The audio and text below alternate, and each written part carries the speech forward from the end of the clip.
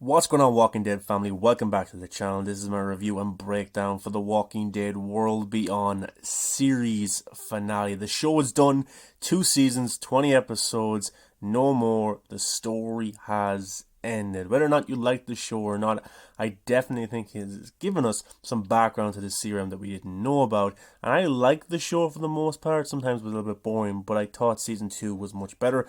I loved the introduction of Jadis. I thought this was a very, very good series finale and the post-credit scene. But yeah, look, it wasn't anything like maybe Fear the Walking Dead or the main show of The Walking Dead, but I thought at times it was pretty entertaining. Some stuff that they probably shouldn't have did, but other than that, I think it was enjoyable for me. And some people didn't like it, that's okay. I had a good time watching it every week and reviewing it. So the group leading this rebellion against the serum is trying to warn Portland of what's coming because Omaha and the campus colony, hundreds of thousands of people, were wiped out by this gas that the serum have created. So the group, Iris, Hope, Felix, and co are trying to either get to Portland, warn them, but also stop the serum, maybe get rid of this gas as well. So I thought it was an interesting story. It moved kind of a lot of the stories forward in terms of some of these characters that we'll probably see again. Some characters obviously were killed off, like Hook, who we won't see again, but I think that some of these characters will actually pop up in the Rick Grimes movies, and I actually think Elizabeth and Jadis will be in that. And these kids might be in Tales of the Walking Dead, or they might pop up in another spin-off. But I thought the action in this was pretty good. We had that nice little battle between, our group of Dr. Leo Bennett, Felix, and Will against the CRM. We had this cool fight sequence between Felix and this serum soldier that everybody hated. It was pretty good, and he got to kill him in the end, so that was awesome. And then kind of Hook and Dennis kind of say their last goodbyes. Hook stays behind to take on Jadis. And I will say the action sequences throughout these 2 seasons have been pretty well done. Jadis versus Hook, Felix versus this serum soldier. Also last season when Felix and Hook fought each other, it's really well done and something you don't see in the other 2 shows. But we got a mention of Rick in the showdown between Jadis and Hook. She goes, "I had someone special." Obviously talking about Rick. "I had an A, but I said that he was a B." That calls back to season 9, so he wouldn't end up in your mother's lab. Wow, that confirms that Rick is okay. I owed him that much. So she cared for Rick, and she put him in a safe place. So I wonder where he is right now, but Jadis unfortunately killed Hook, and it was a way for Hook to kind of reunite with her father, who was passed away as well. But yeah, I thought it was a very fast-paced finale. I was worried they wouldn't get to cover everything, but they did. Hook, I actually liked her more in season 2 than season 1. And then we have Elton sacrificing himself to save Hope, which was really well done, but he survives, just loses his arm, but that was very brave of him. And also he got the medicine for Indira to keep her alive as well. And then got to see Dennis looking at the gas had exploded because Hook had set off a timer to, hopefully to take out some of the serum soldiers and Jadis, but Jadis got away in the end. But that was a really cool shot. And then Dennis and Silas are kind of trapped in this house. Serum soldiers are coming, and Dennis does a very brave thing by saying, "Look, kid, the only way for you to survive this is to pull a bullet in me, say that you were trying to stop me. The serum will take you in. You will be a soldier. You will be safe. And you'll have somewhere to live for the rest of your life." And Silas does not want to do it at all, but he has no choice. Dennis wants him to do it because Dennis is probably going to die anyway because he's injured from the previous episodes where he got shot. So Silas has to do it, and Dennis says something very, very good. He goes, "Don't let this affect you. Don't take this forward with you." So I thought that was a pretty good and very brave from Dennis as well. Because Dennis, was like a father figure to Silas throughout this season, and it was sad to see him go. But there was going to be some deaths. We had to expect that big time. But Elton's okay, and as I said, he got the medicine for Indira to survive. He took it from the CRM before he got to leave. So, Elton, very much a star of this series finale, and he lives on as well. But Silas is taken in by the CRM. He's going to be trained by Jadis. Jadis likes him for some reason, but she sees something in him that could benefit the CRM, and he's maybe like Rick, maybe that's what she sees or something like that. He could be a top soldier, but Silas lives on, but he's in the CRM. We've got a fantastic scene here between Elizabeth and Jadis. Elizabeth, of course, is mourning the death of her daughter. Jadis comes to talk to her, And basically, Jadis has taken over. Jadis has moved up the ranks unbelievably because Hook trained her when she first came to the CRM, and now Jadis is like above everybody else, and she sends Elizabeth to the wellness facility where you have to get better if you're sick, if you're not thinking properly like how the CRM wants you to. She's being put there for treason. She's going to go on trial, and Elizabeth just lashes out. Hook made you, and then Jadis goes, who do you think signed your arrest warrant? Because, Elizabeth thought, oh, General Beale will have your head for this. And Jadis was like, who do you think signed it? Come on. So I thought this was really well done. And Jadis will do anything to benefit the next world, to benefit herself and the CRM. And she is she a villain right now for the Rick movies? It could be, but Elizabeth lives as well, and she may pop up in the Rick movies as well. She's a very good actress, so I hope she does. But we got some goodbyes between Hope and Iris. Hope is going to stay with the rest of the scientists, trying to figure out a cure, while Iris is going to go to Portland and warn them about the threat that's coming, which is the CRM.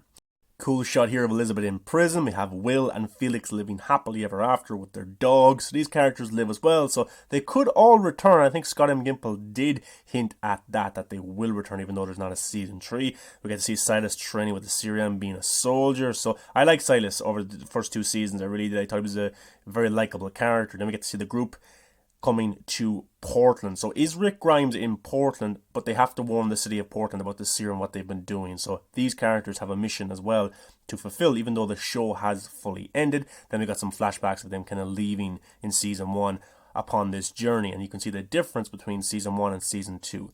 So look, we'll have to see how this develops. I'm not too sure if there's going to be a season 3. They said this was only 2 seasons, so there's probably not going to be a World Beyond season 3, but they could name it something else. They could name it Walking Dead, a new series with new characters, and then the likes of Silas and Elton and these characters pop up in that as well. That's a possibility. Maybe they're keeping them for the movies, but to be honest, I don't really want to see them in the movies. I just want to see Jadis. I want to see Rick, maybe Elizabeth.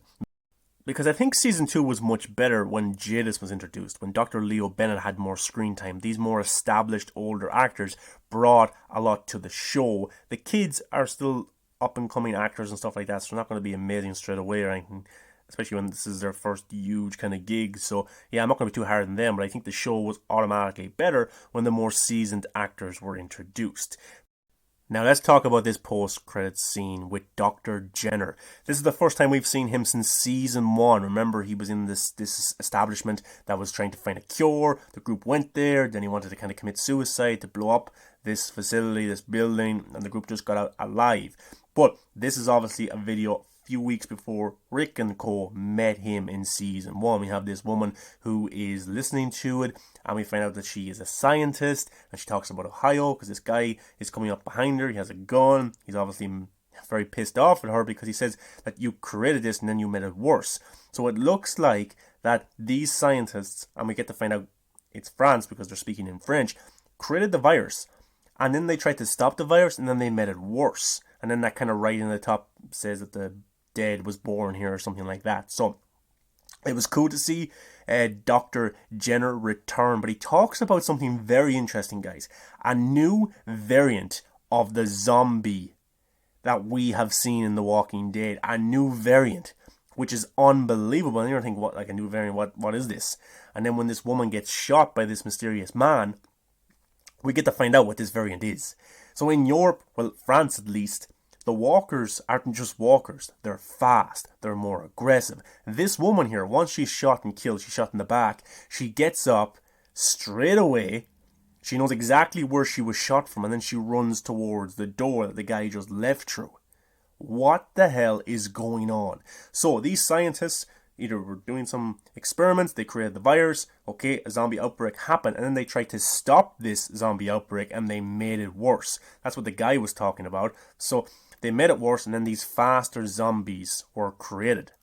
So I don't know what's going on, guys, to be honest. I don't know if this is going to come back in Fear the Walking Dead or the main show or the movies, or if we're going to get another spin-off show that's set in Europe. That would be pretty cool. But we have a new variant of the zombies that we've seen so far. We've just seen walkers, slow walkers, don't really think that much, they can't run, they don't open up doors or anything like that. I know in season 1 they did, but that was a different showrunner for Walking Dead at that time. So I'm very excited. I think this is what the Walking Dead universe needed. You look at Zack Snyder on Netflix with Army of the Dead, or you look at World War Z, or even Black Summer, a Netflix show that has zombies. They're faster. They're intelligent. they're very hard to stop. And if you bring that into the Walking Dead universe, this could be the thing that, reboots this universe in terms of brings new audiences to it, brings more kind of risks to it. Because can you imagine Daryl or Negan or Rick looking at a fast zombie, a running zombie? That would be absolutely insane. That would be amazing. And there's so much more opportunities, storytelling wise, that you could tell with fast zombies. You really could. So I don't know where this is going to go next. Scott M. Gimple, the creative head of Walking Dead, said that we will see this story progressed further down the line. And actually, just before we got to finish this episode, we got to see Dr. Leo Bennett, the scientist. They testing out the fungi, putting it into walkers to make them decay more. So that's something that could be used down the line to fight against these faster zombies. Because this woman right here, she was very aggressive. She was beating down that door. I wouldn't be surprised if she bet the whole way through that door because she was causing some damage. But she knew where she had got shot from. She knew where the guy had left from. So, do they have memories? Can they think about getting around things, opening doors? It's very exciting right now if you're a Walking Dead fan. It's very interesting if you're a Walking Dead fan, and the possibilities are endless. I think this is exactly what the universe needed, was faster zombies to bring something new, which I am so excited right now. And I hope actually in the Rick movies we see some fast zombies. But they're in Europe right now. We have not seen these in America yet. So how will they get from Europe to America? I don't know, guys. What was your thoughts on the series finale of The Walking Dead World Beyond? Did you enjoy the first 2 seasons? I did personally. Maybe you loved it more than the other 2 shows, or maybe you hated it, but what did you think overall, guys? Thanks for watching my review of the series finale of The Walking Dead World Beyond. Give it a thumbs up, subscribe to the channel for more Walking Dead news, and also you can check out my Madison video right now. She's coming back to Fear the Walking Dead, and Fear the Walking Dead has been greenlit for a season 8. So go to the comments or go to my previous videos and you can see that video about Madison's return. Guys, thanks for watching. Thumbs up, subscribe, and I'll see you in the next video.